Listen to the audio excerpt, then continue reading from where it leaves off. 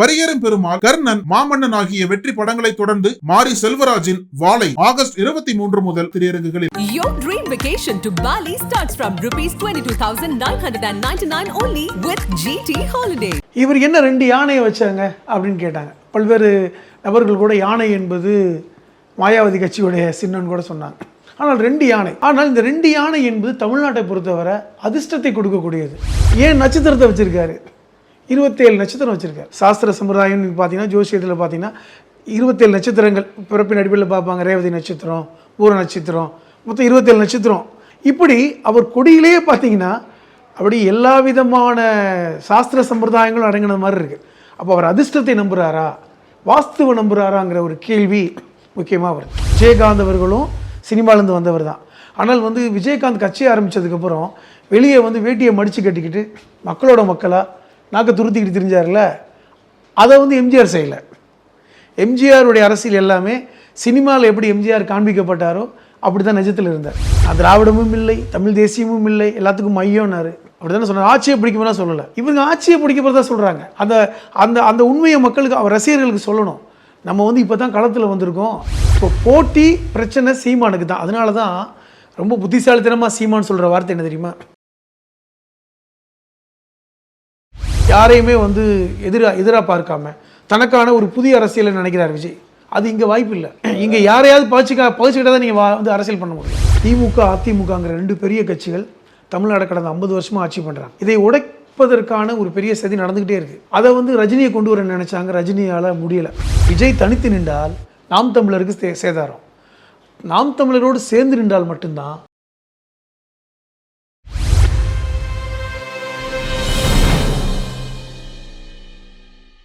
நக்கீரன் நேயர்களுக்கு வணக்கம். இன்று நம்முடன் கருத்துக்களை பரிந்துரை இணைந்திருக்கிறார் மனிதநேய மக்கள் கட்சியின் மாநில அமைப்பு செயலாளர், எழுத்தாளர் புதுமடம் ஹலீம் அவர்கள். வணக்கம் சார். வணக்கம்.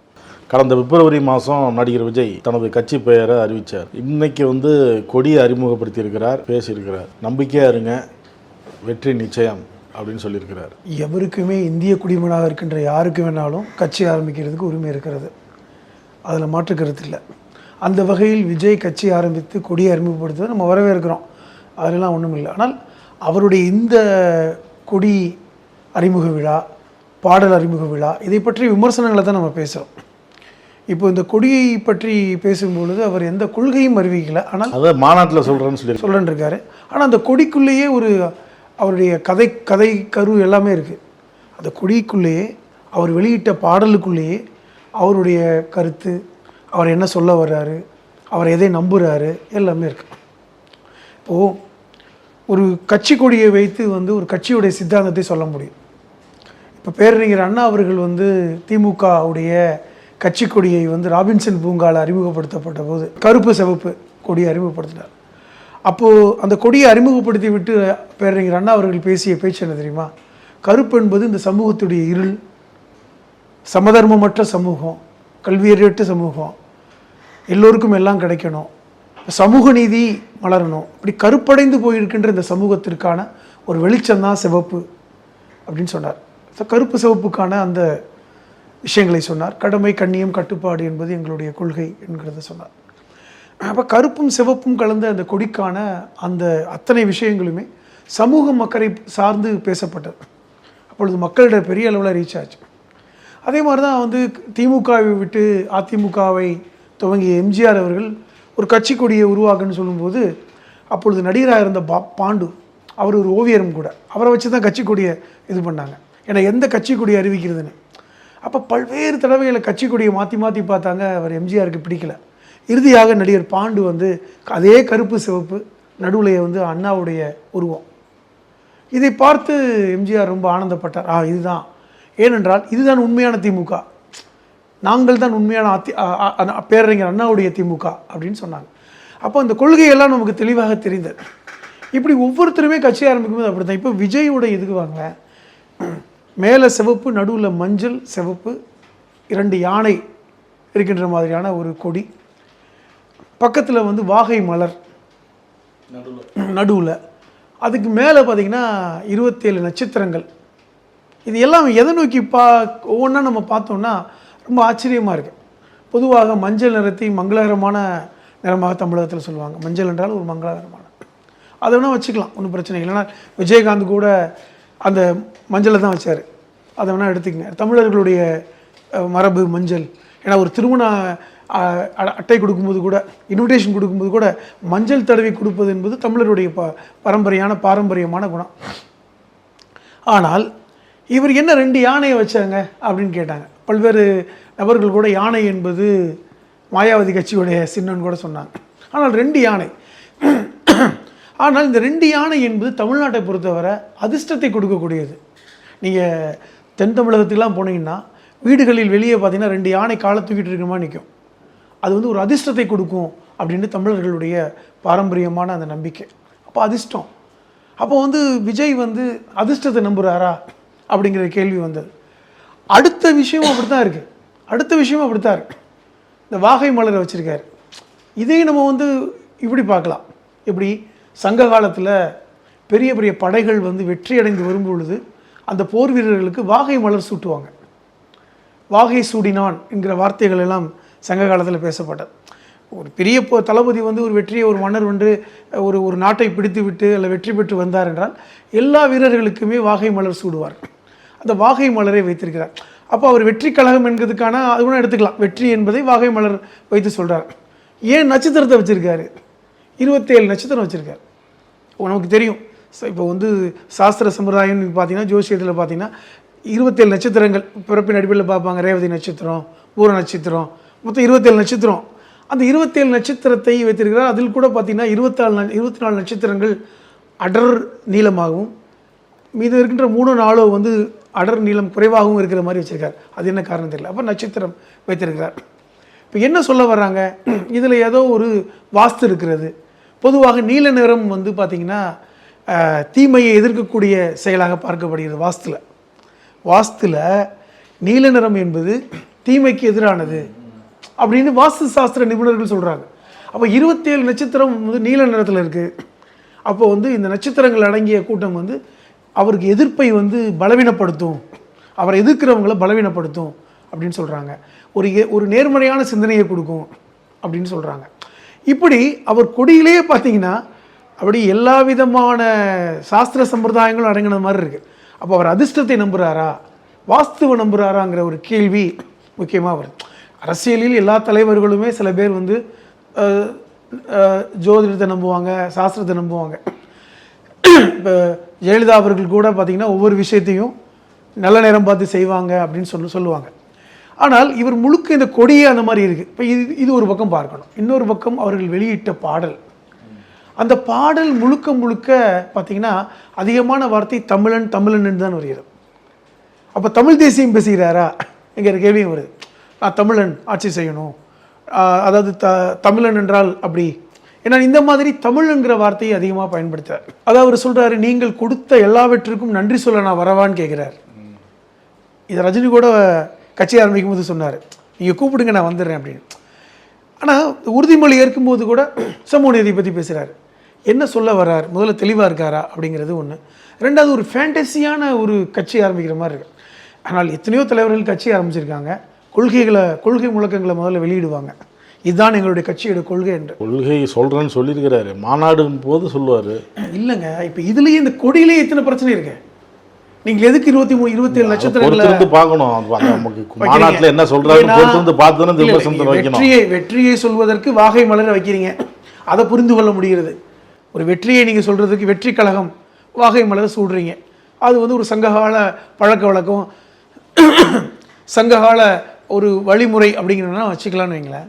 யானையை வச்சுருக்கீங்க, அது கூட வெற்றியை குறிக்கக்கூடிய ஒரு விஷயந்தான், மாற்றுக்கிறது இல்லை. ஆனால் நீங்கள் ஏன் இந்த 27 நட்சத்திரங்களை வைத்திருக்கிறீர்கள்? இந்த மஞ்சளுக்கான விளக்கம் என்ன, அதை அவர் சொல்லணும். மஞ்சள் என்பது ஒரு மங்களகரமான ஒரு விஷயமாக பார்க்கப்படுகிறது. இப்போ இப்படி கட்சி இந்த கொடியிலே பார்த்தீங்கன்னா வாஸ்துவும் அல்லது வந்து ஜாதகத்தை, அவருடைய ஜாதகத்துக்கு ஏற்றார் போன்ற விஷயங்கள் அடங்கிய ஒரு விஷயமாக தான் பார்க்கப்படுகிறது இந்த கொடியே. ஏன்னா இது முழுக்க நான் இன்னொரு தகவல் கூட வருது. யாரோ ஒரு வாஸ்து சாஸ்திர நிபுணர் வந்து இவருக்கு வந்து கொடி இப்படி இருக்கணும்னு சொல்லி வடிவமைச்சு கொடுத்ததாகவும் தகவல் வருது. எல்லாம் தகவல் தானே, அவர் தான் உண்மையை சொல்லணும். ஏன்னா இன்றைக்கி இவ்வளோ விஷயங்களை கொடியில் கொண்டு வராங்கல்ல. சிம்பிளாக கொடி இருக்கணும், 2 கலர் இருக்கும், 3 கலர் இருக்கும். ஏன்னா அமெரிக்க கொடியா இத்தனை நட்சத்திரங்களை நீங்கள் பொருத்துவதற்கு? அமெரிக்கா கொடியில் 50 நட்சத்திரம் இருக்கும், 50 ஸ்டேட்டை குறிக்கும். 27 நட்சத்திரங்கள் வந்து இதில் இருக்கு, ஜோதிடத்தில் இருக்க நட்சத்திரத்தை சொல்கிறீங்களா அப்படிங்கிற ஒரு கேள்வி இருக்குது. இப்போ இதை விளக்கணும். இப்போ இந்த கட்சி இப்போ வந்து பாடல் வெளியிட்டிருக்காங்க. ஒரு சினிமாவில் வந்து சினிமா எடுக்கும் பொழுது தான் முதல்ல வந்து இசை வெளியீட்டு விழா நடக்கும், ஒரு பாடல் வெளியீட்டு விழா நடக்கும். அதற்கண்டு ஒரு பாடலாசிரியர் பாடல் எழுதின விஷயத்த மேடையில் பாடி அந்த இசைத்தட்டை வெளியிடுவாங்க. இது என்ன சினிமாவா? ஒன்று. இரண்டாவது இல்லை, அதெல்லாம் இப்போ வந்துருச்சுங்க. எல்லா இரண்டாவது அதிமுகலாம் அவங்கெல்லாம் கட்சி அவங்க தலைவர்களை பற்றி பாட்டு இருக்க இல்லைங்க. இப்போ அவர் சொல்கிறாரு, மேடையில் பேசும்போது சொல்கிறாரு, என் நெஞ்சத்தில் குடியிருக்கும் என்னுடைய தோழர்களே, அந்த வார்த்தையை வராரு. முன்னாடி வந்து என்ன சொல்லுவார், அவருடைய ரசிகர்கள்ங்கிற வார்த்தையை பேசுவார். நெஞ்சத்தில் குடியிருக்கும் என் ரசிகர்களே, இன்றைக்கி தோழர்களாக மாற்றப்பட்டிருக்காங்க. அதெல்லாம் சரிதான். அப்போ இதெல்லாம் வந்து எம்ஜிஆருடைய பாணி அப்படிங்கிற ஒரு கருத்தும் இருக்குது. என்னால் ரத்தத்தின் ரத்தமான அந்த விஷயங்கள் சொன்னாலும் எம்ஜிஆர் தான். அப்போ அந்த எம்ஜிஆரை போன்று அவர் வந்து தன்னை வெளிப்படுத்த நினைக்கிறாரா? ஏனென்றால் அரசியலில் எல்லா தலைவர்களுமே பார்த்திங்கன்னா அரசியலுக்கு வரும்போது மக்களை கலப்பாங்க. இப்போ நீங்கள் விஜயகாந்த் அவர்களும் சினிமாலேருந்து வந்தவர் தான். ஆனால் வந்து விஜயகாந்த் கட்சி ஆரம்பித்ததுக்கப்புறம் வெளியே வந்து வேட்டியை மடித்து கட்டிக்கிட்டு மக்களாக நாக்க துருத்திக்கிட்டு தெரிஞ்சார்ல, அதை வந்து எம்ஜிஆர் செய்யலை. எம்ஜிஆருடைய அரசியல் எல்லாமே சினிமாவில் எப்படி எம்ஜிஆர் காண்பிக்கப்பட்டாரோ அப்படி தான் நிஜத்தில் இருந்தார். எம்ஜிஆர்னா நியாயத்தை தட்டி கேட்பார். எம்ஜிஆர் வந்து உரிமைக்கு குரல் கொடுக்குவார். பாட்டாளியுடைய இது படத்துல எல்லாம் அவருடைய கொள்கைகள் எல்லாம் சினிமாக்கப்பட்டன. அவருடைய இயற்கையான குணம் என்பதே மக்களுக்கு தெரியாது. வெளியே வந்தால் வந்து வயதான பெண்மணிகளை கட்டி பிடிச்சிக்குவார், ஏழைகளுக்கு ஏழை நண்பன், மீனவன் நண்பன், இப்படி இருப்பார். அதுதான் எம்ஜிஆருடைய பாணி. வேறு யாருமே அதை வெற்றி பெறலை. அந்த பாணியை விஜய் கடைப்பிடிக்கிறாரான்னு பார்க்கணும். ஏன்னா மற்றவர்கள் களத்தில் நின்றார்கள். ஏன்னா எந்த நடிகர்களுமே தன்னுடைய உண்மையான குணத்தை வந்து மக்களுக்கு காமிக்கும் போது வெற்றி பெற்றாங்க. ஏன்னா நீங்கள் சொன்ன மாதிரி மற்ற நடிகர்கள் யாரும் வெற்றி பெறலை. இப்போ நீங்கள் வந்து விஜயகாந்த் மட்டும்தான் அதை உடச்சி போட்டு வெளியே வந்தார். விஜய் அந்த மாதிரி செய்வாரா? ஏன்னால் விஜய்க்கென்று ஒரு பிம்பம் என்ன எப்படி இருக்குது, ஒரு சர்க்கார், விஜய் சர்க்கார். அதாவது அவருடைய ரசிகர்கிட்ட இப்போது இன்றைக்கி வந்து கொடி வெளியிட்டனால ரசிகர்கிட்ட பேட்டி எடுக்கிறாங்க. அவர் ரசிகர் சொல்கிறார், நீ யாராக வேணாலும் இரு, நீ எவனா வேணான்று, தளபதி வரும்போது அமைதியாரு. இதுதான் கொள்கையா? ஒரு சினிமாத்தனமான ஒரு விஷயமா. அதாவது விஜய், தளபதி விஜய் அவர் சினிமாவில் எப்படி இருந்தாரோ அது மாதிரி தான் நாங்கள் ஆட்சி, இந்த கொடியை வெளியிட்டுட்டோம், 2020 ஆட்சியை பிடிக்கிறோம். அப்போது வந்து ஒரு பொய் பிம்பத்தை விஜய் ஏன் கட்டமைக்கிறார்? ரியாலிட்டியை புரிஞ்சுக்கலன்னா. ஏன்னா இன்றைக்கி தெரியணும், இன்றைக்கி வந்து ஒரு ஆட்சியை பிடிக்கணும்னா நீங்கள் வந்து ஒரு 35 to 40 விழுக்காடு சதவீத வாக்குகள் வாங்கினா தான் ஆட்சியை பிடிக்க முடியும். இன்றைக்கி திமுகவுக்கும் அதிமுகவுக்கும் அந்த விழுக்காடு வாக்குகள் இருக்கின்றன. இயற்கையாகவே திமுகவுக்கும் குறைந்தபட்சம் 20 to 25 விழுக்காடு வாக்குகள் இருக்கின்றன. அதனால தான் அவங்க மாறி மாறி ஆட்சி பிடிக்கிறாங்க. நீங்கள் எத்தனை சதவீதம் வாக்கு வாங்க போகிறீங்கன்னு ஒன்று இருக்குது. இப்போது நாம் தமிழர் சீமான் எடுத்தீங்களேன், அவரும் தமிழ் தேசியம் பட்டவர்த்தனமாக பேசுகிற ஒரு விஷயத்தை பண்ணுறாரு. 8 விழுக்காடு வாங்கினதை அவர் உறுதிப்படுத்திட்டார். இப்போ தான் கட்சி ஆரம்பிச்சிருக்காரு, தேர்தலை சந்திப்பார், தேர்தலை சந்தித்தாதான் தெரியும். ரெண்டாவது கட்சி ஆரம்பிக்கும் போது எல்லாருமே சொல்கிறது தான், எங்கள் தலைவர் முதல்வர் ஆவார், எங்கள் கட்சி ஆள போகுதுன்னு. அந்த மாதிரி தானே இவங்களும் சொல்கிறாங்க. ரியாலிட்டியை ரசிகர்களுக்கு புரிய வைங்கன்ற ரியாலிட்டியை. கமல் கட்சி ஆரம்பித்தார், நான் ஆட்சி பிடிக்குன்னு சொல்லவே இல்லையா? மையம்னு ஆரம்பித்தார்ல, நான் எல்லா கருத்துக்கும் மையமாக இருப்பேன்னு சொன்னார். நான் திராவிடமும் இல்லை, தமிழ் தேசியமும் இல்லை, எல்லாத்துக்கும் மையம்னாரு. அப்படி தானே சொன்னார். ஆட்சியை பிடிக்கும்னா சொல்லலை. இவங்க ஆட்சியை பிடிக்க போகிறதா சொல்கிறாங்க. அந்த அந்த அந்த உண்மையை மக்களுக்கு, அவர் ரசிகர்களுக்கு சொல்லணும். நம்ம வந்து இப்போ தான் களத்தில் வந்திருக்கோம், நம்ம வந்து முதல்ல வந்து அதான் நீங்கள் எழுப்புற கேள்விகளுக்கு எல்லாம் மாநாட்டில் ஒரு பதில் சொல்லுவார். சொல்லட்டும், கொள்கை கோட்பாடெல்லாம் அதில் சொல்கிறேன்னு சொல்லட்டும். இப்போ இந்த விஜய் வருகை திராவிட கட்சிகளுக்கு பாதிப்பு ஏற்படுத்துமா? என்ன பாதிப்பு ஏற்படுத்தும்? இல்லை கேட்குறேன். வாக்கு சதவீதம் குறைய இல்லை. இப்போ இவர் வந்து தன் இன்னும் கொள்கை அறிவிக்கலை. முதல்ல இவர் சொல்கிறத பார்த்தா அவர் திராவிடத்துக்கு எதிரான கொள்கையாக ஒன்றும் அறிவிக்கலை. சமூக நீதியை பற்றி பேசுகிறார், நீட்டுக்கு எதிராக விஷயங்கள் இருக்கார். அப்போ பாஜகவுடைய கொள்கைக்கு எதிராக தான் இருக்கார். இப்போ நாம் தமிழரும் அப்படி தான். ஆனால் தமிழ் தேசியமும் பேசுகிறார். இப்போ வந்து இப்போ சீமானுக்கு தான் வந்து போட்டியாக இருக்கிற மாதிரி தெரியுது எனக்கு. இப்போ அவருடைய அறிவிக்கின்ற அந்த ஸ்டைல், அந்த கொடி, அந்த பாடலில் 20க்கும் மேற்பட்ட இடங்களில் தமிழன் என்று வருகிறது. அப்போ திராவிடன்லாம் வரல. இப்போ தமிழனா அவர் தமிழ் தேசியம் பேசுகிறாரோங்கிற சந்தேகம் இருக்கிறது. அதாவது சீமான் மாதிரி பேசாமல் எல்லாரையும் அரவணைச்சு போகிற தமிழ் தேசியம். இப்போ சீமான் பேசுகிற தமிழ் தேசியம் என்பது தமிழன் தான் தமிழ்நாட்டை ஆட்சி பண்ணணும், தமிழனை தவிர யாருக்கும் அதிகாரம் இருக்கக்கூடாது. அது விஜய் பேசலை. தமிழன் உயர்ந்தவனாக இருக்கான், ஆனால் தமிழன் அரவணைச்சு போகிறவனாக இருக்கான், தமிழன் என்பதில் பெருமைப்படணும், அப்படி வர்றாரு. இப்போ தமிழ் தேசியத்தில் இந்த மாதிரி பொலரைஸ் பண்ணாத ஒரு தமிழ் தேசியம் பேசுகிறார். அப்போ இது வந்து சீமானுக்கு தான் வந்து டேமேஜ் ஆகும். ஏன்னு கேளுங்களேன், இப்போ சீமான் கட்சியில் இருப்பவர்கள் வந்து பார்த்திங்கன்னா எல்லாருமே அதிக பேர் இளைஞர்கள் தான். ஒரு சர்வேல கூட சீமான் கட்சியில் இருப்பவர்கள் 20 வயதுலேருந்து 25 வயது உள்ள தான் நிறைய பேர் இருக்காங்க, வயதானவர்கள் குறைவு. இன்றைக்கி விஜய் ஆதரிக்கின்றவர்களும் இதே கேட்டகரி தான். இன்றைக்கி விஜய் ரசிகர்கள் எடுத்துக்கிட்டிங்கன்னா 20லேருந்து 25 வயசு பாருங்களேன், 18 வயசுலேருந்து எடுத்துக்கங்க. இப்போ இவர்கள் ஏற்கனவே வந்து சீமானை ஆதரிக்கிறவர்களாக கூட இருப்பாங்க. இப்போ நான் என்ன பார்க்குறேன்னா, 2026 சட்டமன்ற தேர்தலில் சீமானுடைய இந்த 8 விழுக்காடை காப்பாற்ற முடியுமா என்பது தான். அதுலேருந்து உடைந்து விஜய்க்கு போனாலும் ஆச்சரியப்படுறதுக்கு இல்லை. இப்போ போட்டி பிரச்சனை சீமானுக்கு தான். அதனால தான் ரொம்ப புத்திசாலித்தனமாக சீமான் சொல்கிற வார்த்தை என்ன தெரியுமா, தம்பி விஜய் எங்கூட சேர்ந்துக்கிறோம். அப்படி சேர்ந்து ஒரு 15% வந்துருச்சுன்னு வச்சுங்களேன் ஓட்டு சதவீதம், அப்போ சீமானுக்கு டேமேஜ் இல்லை. புரிஞ்சுக்குங்க, சீமான் விஜயோட சேர்ந்து தேர்தல் நின்றாருன்னா கண்டிப்பாக 8 விழுக்காடு என்பது 10 12 கூட தான் செய்யும். அப்போ சீமானுக்கு என்ன செய்வார், இது எங்களுடைய வாக்குன்னு சொல்லி போயிடலாம். தனியாக நின்றா இது நிச்சயமாக சீமான் கட்சிக்கு நாம் தமிழருக்கு பாதிப்பு ஏற்படும். முதல் தேர்தலை சந்திக்கும் பொழுது தனியாக தான் பெரும்பாலும் சந்திப்பாங்க. விஜயகாந்த் அப்படி தானே சந்திச்சாரு. அப்படிங்கும்போது எடுத்த உடனே கூட்டணி அப்படின்லாம் போவாங்களா? இல்லை, இன்னொரு ப்ராப்ளம் இருக்கிறது என்னென்னா, கமலஹாசன் வந்து கட்சி ஆரம்பித்தார், வாக்கு சதவீதம் தெரிஞ்ச உடனே அவரால் நிற்க முடியல. இன்றைக்கி வந்து திமுகவோட கூட்டணி ஒரு ராஜ்யசபா எம்பிக்காக வந்து கட்சியை முடிச்சிட்டார். அப்படி விஜய் வந்து தனியாக நின்று ஒரு வேளை வந்து நாம் தமிழரோட ரொம்ப கம்மியாக வாங்கினார்னு வச்சுக்கலாம், அது அவருக்கு பெரிய பின்னடைவை சந்திக்கும். அதனால் யோசிப்பார். நிச்சயமாக 2024 தெரிஞ்சு போயிடும் விஜயோட இதெல்லாம். ஏன்னால் தமிழ்நாட்டு வரலாற்றில் எம்ஜிஆருக்கு அப்புறம் யாரும் பெரிய அளவில் வெற்றி பெறலை. ஜெயலலிதா கூட எம்ஜிஆருடைய கட்சி வச்சு தான் வெற்றி பெற்றாங்க. எம்ஜிஆர் அதுக்கப்புறம் ஓரளவுக்கு வந்து வெற்றி பெற்ற எதிர்க்கட்சி தலைவராக இருந்தவர் விஜயகாந்த் தான். ஆனால் விஜயகாந்த் நடிகராக பார்க்கல, அது நம்மளாம் புரிஞ்சுக்கணும்.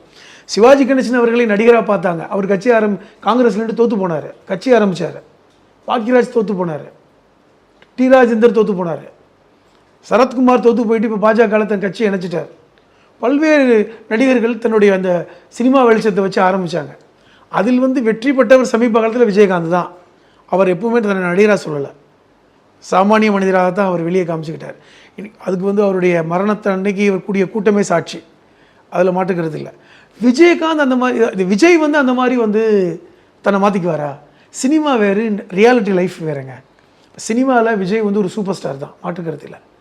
அதில் வந்து நீங்கள் ஒரு ஆள் 50 பேரை 100 பேரை கூட அடிக்க முடிய அளவுக்கு சக்தி படைத்தவர் தான். இங்கே பேசும்போதே உங்களுக்கு தாவு தீந்துருங்க. நீங்கள் மக்களோட மக்களாக பிரச்சனையை வந்து பேசணும். முக்கியமாக என்ன சொல்ல வர்றாருன்னா, யாரையுமே பகைச்சிக்காமல், யாரையுமே வந்து எதிராக பார்க்காம தனக்கான ஒரு புதிய அரசியலை நினைக்கிறார் விஜய். அது இங்கே வாய்ப்பு இல்லை. இங்கே யாரையாவது பகைச்சிக்கிட்டா தான் நீங்கள் வந்து அரசியல் பண்ண முடியும். திமுகவை விமர்சிக்கிற அளவுக்கு நாம் தமிழர் வந்து அதிமுகவை விமர்சிக்கலை. அண்மையில் ஆர்ப்பாட்டம் ஒன்று அதிமுக நடத்துச்சு, நாம் தமிழர் போய் ஆதரவுலாம் தெரிவித்தாங்க அந்த விக்கிரவாண்டி தேர்தல் சமயத்தில். இப்போ நாளைக்கு வந்து இப்படின்னு சொல்கிறாங்க, அதிமுக நாம் தமிழர் கூட்டணின்லாம் பேசிட்டு சில பேர்லாம் சொல்கிறாங்க. இப்போ சீமான் வந்து விஜயை வரவேற்கிறார். ஒருவேளை இவங்க 3 பேர் கூட்டணி ஏற்படுமா? அதிமுக நாம் தமிழர். இன்னொரு பாணியில் பார்க்குறேங்க நான், இன்னொரு கோணத்தில். இது வரைக்கும் விஜய் பற்றி பார்த்துட்டேன். இன்னொரு கோணத்தில் தமிழ்நாட்டில் திராவிட கட்சிகளுடைய ஆதிக்கத்தை நிறுத்துவதற்கு ஒரு பெரிய போராட்டம் சதியெல்லாம் நடந்துதான். திமுக அதிமுகங்கிற 2 பெரிய கட்சிகள் தமிழ்நாடு கடந்த 50 வருஷமாக ஆட்சி பண்ணுறாங்க. நீங்கள் இந்தியா எடுத்துக்கிட்டிங்கன்னா இப்படிலாம் எங்கேயுமே இல்லை. திமுக அதிமுக 50 வருஷமான ஆட்சி, கிட்டத்தட்ட 50 வருஷத்துக்கு மேலே. 1967 பேரறிஞர் அண்ணா முதலமைச்சர் எடுத்துக்கங்க, கிட்டத்தட்ட 50 வருஷத்துக்கு மேலே. இதை உடைப்பதற்கான ஒரு பெரிய சதி நடந்துக்கிட்டே இருக்குது, முடியல. அதை வந்து ரஜினியை கொண்டு வர நினச்சாங்க, ரஜினியால் முடியலை. சீமானுமே ஒரு கருவி தான், திமுகவுக்கு போகின்ற வாக்குகளை சிதறடிக்கணும். விஜயும் ஒரு கருவியாகத்தான் மாற்றப்படுவார்னு நான் பார்க்குறேன். விஜயோ சீமானோ கூட்டு சேர்வதற்கு வாய்ப்பு இருக்கிறது. ஏனென்றால் வாக்கு சதவீதத்தை உடைக்கணும். இப்போ விஜயும் சீமானும் சேர்ந்தான்னு வைங்க, நிச்சயமாக அதிமுகவோட சேர மாட்டாங்க. காரணம், ஏற்கனவே சீமான் வந்து நான் எந்த திராவிட கட்சிகளோடும் சேரமாட்டேன் என்று வெளிப்படையாக டிக்ளேர் பண்ணிட்டார். விஜய் அதை சொல்லலை. ஆனால் இப்போ இவர் கொடுத்துருக்கின்ற இந்த கொடி கொள்கை கோட்பாடெல்லாம் பார்க்கும்போது சீமானுடைய கொள்கை இவருக்கு ஏற்புடையதாக இருக்கும். ஏன்னா தமிழ் தேசியம் கிட்டத்தட்ட ஒரு நவீன தமிழ் தேசியம் பேசுகிறார் விஜய்.